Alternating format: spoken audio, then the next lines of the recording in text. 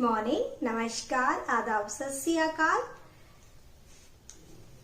This is Jyoti and welcome on physics concept. हम अपना next topic करते हैं इलेक्ट्रोस्टैटिक्स ऑफ कंडक्टर। जो हमारे कंडक्टर है वो इलेक्ट्रोस्टैटिक फील्ड के अंदर कैसा कैसा बिहेव करते हैं उसके बारे में आज हम करेंगे। ठीक है, जो फर्स्ट पार्ट है हमारा वो क्या है कि inside a conductor electrostatic field is zero. कोई भी हमारा कंडक्टर है उसके अंदर जो हमारी इलेक्ट्रिक फील्ड है, इलेक्ट्रोस्टैटिक फील्ड है, वो क्या होगी? जीरो होगी। मान लो हमने ये कोई कंडक्टर बना दिया और इसके अंदर सारा का सारा, पहले तो चार्ज देखो सरफेस के ऊपर होगा यहाँ पर, और यहाँ अगर आप बीच में देखोगे तो E की वैल्यू क्या होगी? जीरो के इक्वल होगी। E की वैल्यू जीरो के इक्वल कैसे होगी? सेकेंड बात देखो आप, सेकेंड में क्या है? The interior of the conductor can have no excess charge in the static situation. अगर हमारी कोई, ये हमारा कोई कंडक्टर है, इसके अंदर स्टैटिक सिचुएशन के अंदर कोई एक्सेस चार्ज नहीं होता। इसका मतलब क्या हुआ? जैसे जैसे हमारा जो चार्ज है वो यहां पर आया और ये एक दूसरे को रिपेल करते हुए आपस में रिपेल करना शुरू कर दिया, तो जितना भी हमने चार्ज इसको दिया था वो रिपेल करना शुरू हो गया एक दूसरे के ऊपर, और वो हमारा एक्सेस चार्ज है वो नहीं बचा। ठीक है, और जो हमारी इलेक्ट्रिक फील्ड है उसके ऊपर क्या बन गई? जीरो बन गई, और हमारा जो एक्सेस चार्ज हमने दिया था वो रिपेल होता गया, और no excess charge on a static situation. Okay, third part, at the surface of charge conductor, किसी भी जो हमने कंडक्टर लिया उसके सरफेस के ऊपर अगर आप इलेक्ट्रिक फील्ड निकालोगे, कहाँ बनाऊंगा मैं? यहां बना देती हूँ। ये हमारा कोई सरफेस है, इसके ऊपर इलेक्ट्रिक फील्ड अगर आप निकालोगे, इलेक्ट्रोस्टैटिक फील्ड, देखो अंदर तो E की वैल्यू जीरो है, सबको पता है, और ये इसके सरफेस के ऊपर जो चार्ज आ गया वो हमने ऐसे डिनोट कर दिया, और हमारी जो फील्ड होती है वो आउटवर्ड फ्रॉम दिस।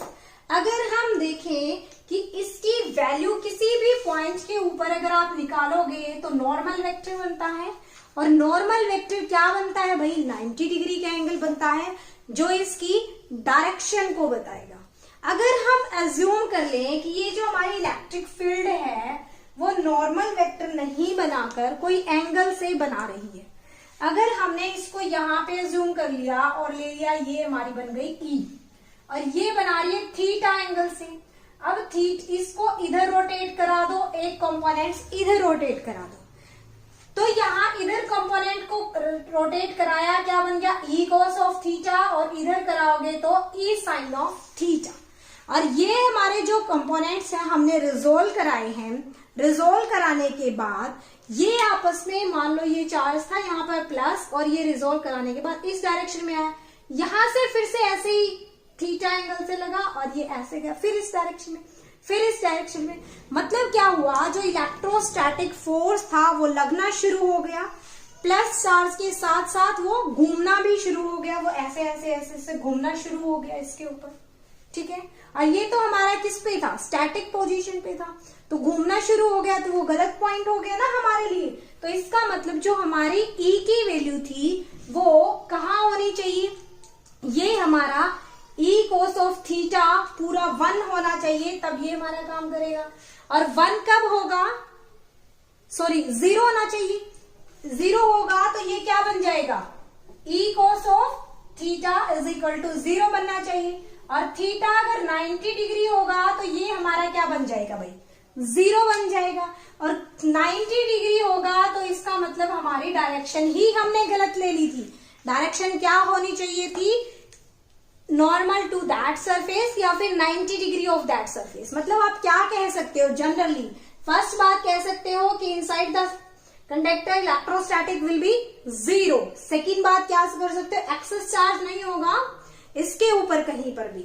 और थर्ड बात क्या सकते हो कि आपको अगर इसकी डायरेक्शन निकालनी, इलेक्ट्रिक फील्ड इलेक्ट्रोस्टैटिक फील्ड की, तो आप कैसे निकाल सकते हो, normal to that surface. Fourth point क्या है इसका कि अगर आप इलेक्ट्रोस्टैटिक पोटेंशियल निकालोगे तो वो क्या होगा बेटा, throughout the conductor will be equal to मतलब कांस्टेंट। क्या रहेगा, कांस्टेंट रहेगा। देखो मैंने आपको इलेक्ट्रिक फील्ड में भी बताया था ये, अगर यहाँ पे कोई सरफेस है, इस सरफेस के ऊपर इस पॉइंट पे और इस पॉइंट पे दो जगह पर आप कहीं पर भी बी पॉइंट ले लिया, ए पॉइंट ले लिया, किसी भी पॉइंट पर हम पोटेंशियल निकाल रहे हैं। अगर पोटेंशियल निकालोगे तो वो क्या होता है, W ऑफ ए बी मतलब वर्क डन किया गया किसके ऊपर, ए से बी जो भी वर्क डन हुआ is equal to V A minus V B. जो हमारा वर्क डन होता है वही क्या करता है, पोटेंशियल को निकालता है। तो यहाँ पे जितना वर्क हुआ, तो यहाँ पर क्या है बेटा, पूरे के अंदर हमारी इलेक्ट्रोस्टैटिक फील्ड की वैल्यू यहां से यहां क्या है भाई, पूरी जगह जीरो है। पूरी इलेक्ट्रोस्टैटिक की वैल्यू जीरो है तो वर्क डन की वैल्यू क्या होगी, जीरो होगी। और अगर वर्क डन जीरो है तो हमारा अगर कंपेयर करेंगे V A minus V B that equal to zero. और तो यहां हम क्या कर लिख सकते हैं, V A is equal to V B लिख सकते हैं। मतलब कहीं पर भी देखो इसके ऊपर, यहां देखो, यहां कहीं पर भी देखोगे तो जो पोटेंशियल होगा, इलेक्ट्रोस्टैटिक पोटेंशियल, वो क्या होगा, सेम होगा। ठीक है बेटा। जो हमारा नेक्स्ट है पॉइंट, फिफ्थ पॉइंट, उसमें क्या हम देखेंगे, जो हमारी इलेक्ट्रिक फील्ड है या इलेक्ट्रोस्टैटिक फील्ड है eight the surface of charge conductor जो हमारा चार्ज है उसके ऊपर इलेक्ट्रिक फील्ड अगर हम निकालेंगे, ये हमने सरफेस चार्ज डेंसिटी ले ली है sigma, that will be equal to Q divided by A. This is the surface element ds और दिस इज इलेक्ट्रिक फील्ड। अगर आप इलेक्ट्रिक फील्ड निकालोगे that will be equal to E is equal to sigma divided by epsilon naught. ठीक है, epsilon not क्या है भाई, permittivity in free space. अगर आप 6 पॉइंट देखो, क्या है इलेक्ट्रोस्टैटिक शिल्डिंग। इलेक्ट्रोस्टैटिक शिल्डिंग का मतलब क्या है, जो हमारा सरफेस चार्ज है, अगर ये हमने कोई चार्ज कंडक्टर ले लिया, यहां पर अगर हमारे सरफेस चार्ज डेंसिटी की वैल्यू, अगर surface charge density is below zero मतलब लेस देन जीरो बन जाए, मतलब यहाँ नेगेटिव में इधर आ गई और यहाँ पे क्या हो गई भाई, पॉजिटिव में आ गई ग्रेटर देन जीरो। अगर ये ऐसे हमारी बन गई तो हमने इसके अंदर एक कैविटी टाइप की कुछ चीज अज्यूम करी और इस जो हमारी हमने लगाई है बीच में, जो ये होल टाइप का आपको दिख रहा है, इसके अंदर E की वैल्यू जीरो होनी चाहिए, सिग्मा की वैल्यू जीरो होनी चाहिए और V जो है वो V नॉट के इक्वल होगा, जो हमारा पोटेंशियल होगा।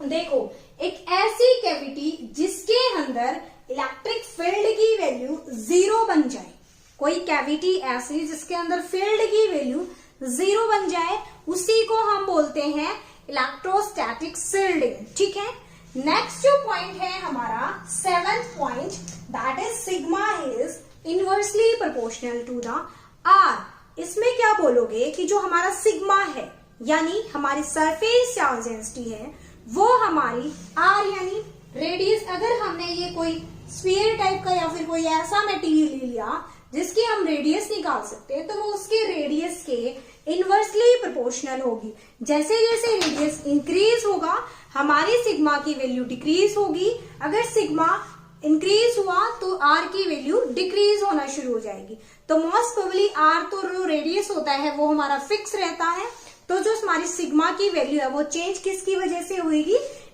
इनवर्स ऑफ आर की वजह से, मतलब आर के उल्टा चलेगी। कम होगा तो सिग्मा ज्यादा हो जाएगी और अगर आर ज्यादा है तो सिग्मा की वैल्यू कम हो जाएगी। ठीक है बेटा, होप आप सभी को समझ आ गया होगा।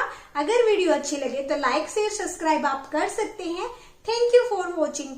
मैं आपको एक इन्फॉर्मेशन और देना चाहती हूँ, ड्रीम क्लासेस एक ऐप है, उसके ऊपर आप मेरा फिजिक्स का कंप्लीट कोर्स अगर लेना चाहते हो तो ले सकते हो, आपकी मर्जी है। वरना हम यहाँ यूट्यूब पे कर ही रहे हैं एक एक चैप्टर की एक एक टॉपिक, उसके ऊपर आपको सारी की सारी रिकॉर्डेड क्लासेस एक ही साथ मिल जाएंगी। ठीक है बेटा, thank you for watching, have a nice day.